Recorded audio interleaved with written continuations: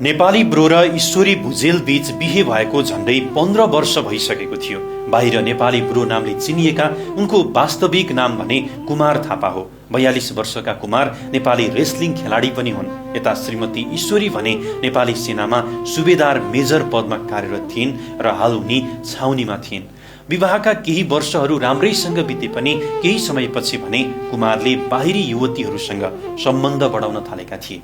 यसै क्रममा करिब 1 वर्ष अघि कुमार एक युवतीसँग रङ्गे हात फेला परे। जन्मदिनको दिन होटल हिल्टनमा परस्त्रीसँग फेला परेपछि ईश्वरीले तत्कालै कुमार र ती युवतीलाई प्रहरी बोलाएर थानामा लगेकी थिइन्। यही काण्डमा कुमार हिरासतमा बसेर 1 वर्ष अघि निस्किएका थिए।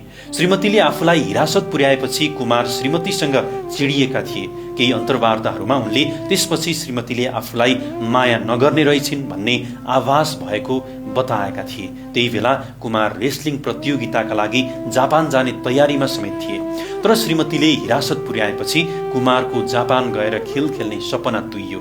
यो कुराले पनि कुमारलाई भित्रभित्रै श्रीमतीप्रति प्रतिशोधको भाव जागृत गराउँदै गइरहेको थियो। त्यसो त कुमार त्यसअघि पनि युवतीहरूसँग बोल्ने भेट्ने गरेको कुरा ईश्वरीले सुनेकी थिइन्। कतिपय फोनमा हुने म्यासेजहरू उनले भेटेकी पनि थिइन्, तर उनले त्यसलाई सामान्य रूपमा सहिन् पनि।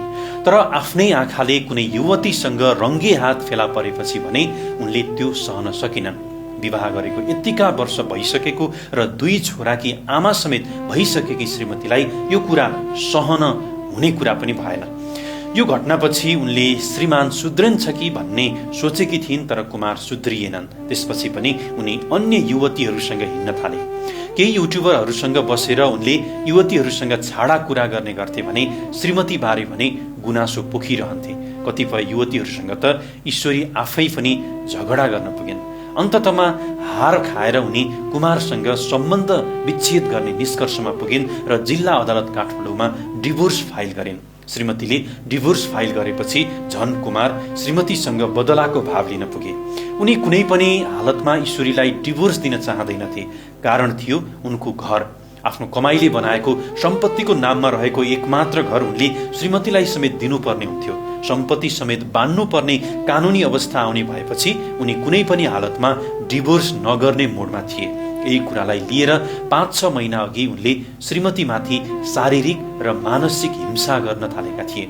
उनी आफू खुसी घर जाने र श्रीमतीलाई कुट्ने, पिट्ने, जबरजस्ती शारीरिक सम्बन्ध राख्ने गर्न थालेपछि ईश्वरीले कुमारमाथि बलात्कारको जाहेरी समेत दिएकी थिइन्। तर पनि बारम्बार कुमारको यातनाको तह बढ्दै गयो।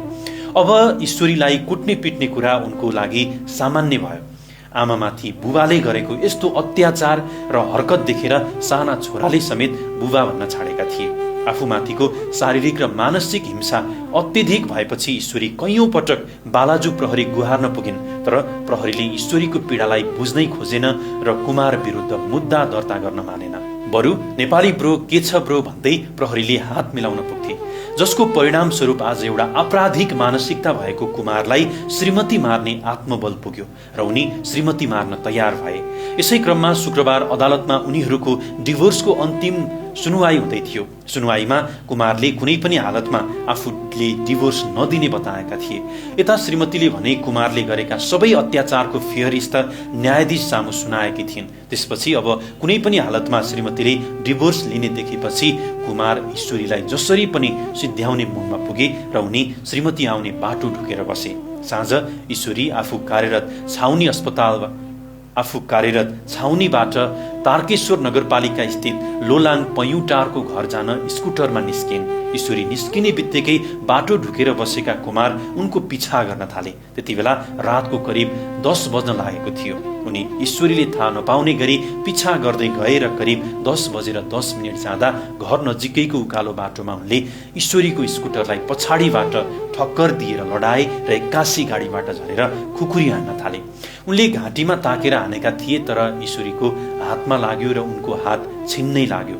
खुकुरीको चोटले ईश्वरीको हातमा गहिरो चोट लागेपछि उनी चिच्याइन्। त्यसपछि फेरि कुमारले ईश्वरीको गर्दनमै ताकेर खुकुरी अन्धाधुन्ध नचाए।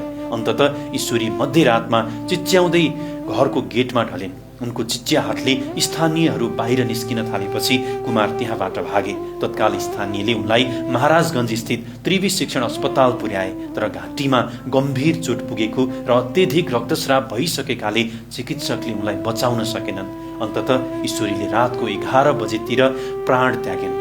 ईश्वरीलाई खुकुरी हानेपछि कुमार भने सिधै बालाजु प्रहरी वृत्त पुगेर मैले श्रीमती मारे भन्दै गिरफ्तारी दिए। अहिले कुमार प्रहरीको हिरासतमा छन्।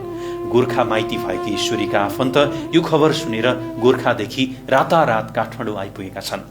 मृतक ईश्वरीका आफन्त भन्छन्, आज हाम्रै छोरी मारिनुमा बालाजु प्रहरीको पनि हात छ। ईश्वरीले 5 पटकसम्म जाहेरी दिएर प्रहरीलाई गुहार माग्न आउँदा प्रहरीले बेवास्ता गरेको भन्दै उनीहरूले प्रहरीमाथि पनि प्रश्न उठाएका छन् र श्रीमती मार्ने हत्यारा कुमारलाई कडाभन्दा कडा कारबाहीको माग गरेका छन्।